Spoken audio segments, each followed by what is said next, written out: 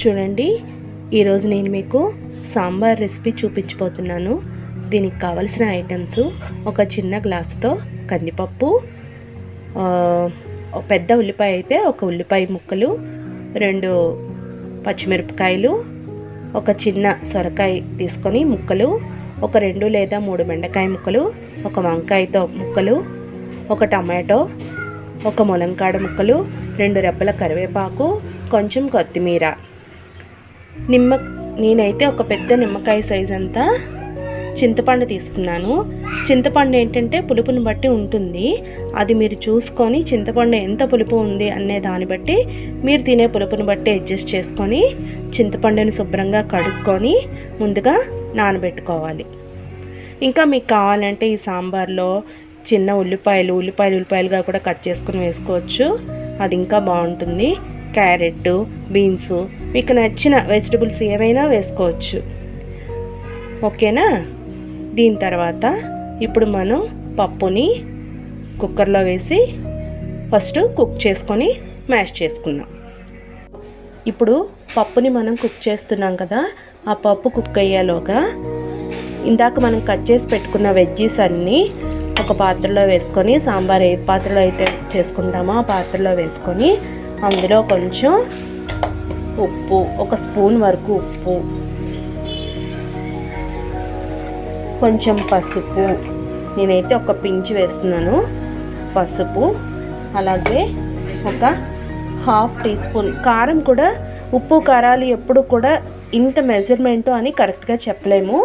కారము, ఉప్పు అది మీరు తినే టేస్ట్ బట్టి ఎక్కువ తక్కువ అడ్జస్ట్ చేసుకొని వేసుకొని, ఇప్పుడు ఈ వెజ్జీస్ అన్నీ కూడా స్టవ్ ఆన్ చేసుకొని మీడియం ఫ్లేమ్లో మూత పెట్టి స్లోగా కుక్ చేసుకుంటే ఇవన్నీ ఒక 10 to 15 మినిట్స్లోనే బాగా కుక్ అయిపోతాయి. ఇందాక కట్ చేసుకున్న టమాటా ముక్కలు కూడా కొన్ని అందులో వేసి, ఆ తర్వాత కొంచెం ఉప్పు, పసుపు కూడా యాడ్ చేసుకుందాం. తర్వాత మళ్ళీ కొంచెం ఉప్పు వేయాల్సి వస్తుంది. ఇప్పుడు నేను కొంచెం కొంచెం ఉప్పు పడుతుందని దీంట్లో కొంచెం ఉప్పు, కొంచెం ఒక పించ్ అనుకోండి, 1 పించ్ వరకు పసుపు వేస్తున్నాను. ఓకేనా?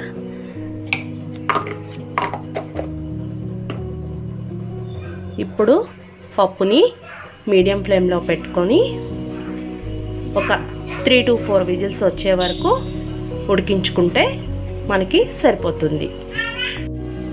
చూసారు కదండి, పప్పు ఎంత బాగా కుక్ అయిందో, బాగా మెత్తగా కుక్ అయిపోయింది.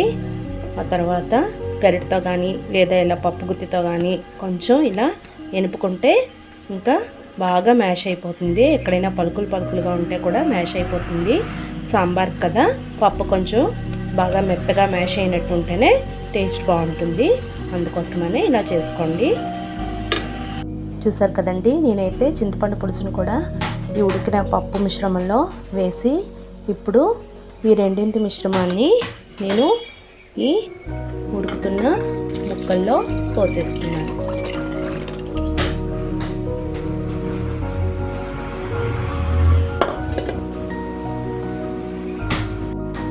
చూసారు కదండి, ఇప్పుడు ఈ మిశ్రమాన్ని మీడియం ఫ్లేమ్లో పెట్టుకొని ఒక 10 నుంచి 15 నిమిషాల పాటు మరిగించుకుంటే మనకి ఆల్మోస్ట్ సాంబార్ రెడీ అయిపోతుంది. ఇంకా చివరిగా మనం పోపు పెట్టుకుంటే సాంబార్ రెడీ అయిపోయినట్టే. ఇప్పుడు ఈ స్టేజ్లో మీరు ఏం చేస్తారంటే ఉప్పు కారం చూసుకొని ఏమైనా ఎక్కువ తక్కువలు ఉంటే అడ్జస్ట్ చేసుకొని వేసుకోండి.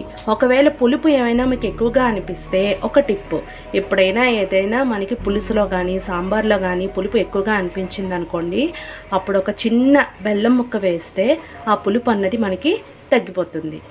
ఓకేనా? ఇప్పుడు దీన్ని ఒక 10 నుంచి 15 నిమిషాల పాటు మరగనిద్దాం. చూడండి, నేనైతే సాంబార్ తాలింపు కోసం ఆవాలు, జీలకర్ర, కొద్దిగా మినపప్పు, కరివేపాకు రెబ్బలు, వెల్లుల్లి రెబ్బలు, ఇందాక మనం కట్ చేసి పెట్టుకున్న ఉల్లిపాయలోనే ఒక 4 ఉల్లిపాయ రెక్కలు కూడా ఉంచుకొని తాలింపు సిద్ధం చేస్తున్నాను. ఇప్పుడు నూనె కాగాక నేనైతే ఏ పోపు పెట్టుకున్నా అందులో కొంచెం ఫస్ట్ మెంతిపొడి అయితే వేస్తానండి. దీనివల్ల మనకి ఆరోగ్యమే కాకుండా మంచి కమ్మటి వాసన కూడా వస్తుంది. మీరు కూడా ఒకసారి ట్రై చేసి చూడండి. మరీ ఎక్కువ వేస్తే చేదు వస్తుంది, కానీ వేయవలసిన మోతాదులో వేస్తే మెంతిపొడి ఆరోగ్యపరంగా చాలా మంచిది. ఇప్పుడు నేను పెట్టుకున్న తాలింపు దినుసులన్నీ ఒక్కొక్కటిగా నూనెలో వేస్తున్నాను, చూడండి.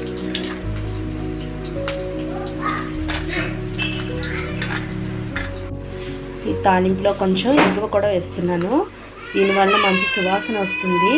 చివరగా ఉల్లిపాయ ముక్కలు, కరివేపాకు వేసుకొని తాలింపు బాగా వేగాక సాంబార్లో వేసి పోపు పెట్టుకోవడమేనండి. అంటే మనకి రుచికరమైన సాంబార్ రెడీ అవుతుంది. చూడండి, పోపు అయితే బాగా వేగిపోయింది కదా. ఇప్పుడు ఈ పోపుని సాంబార్లో వేసుకుందాం.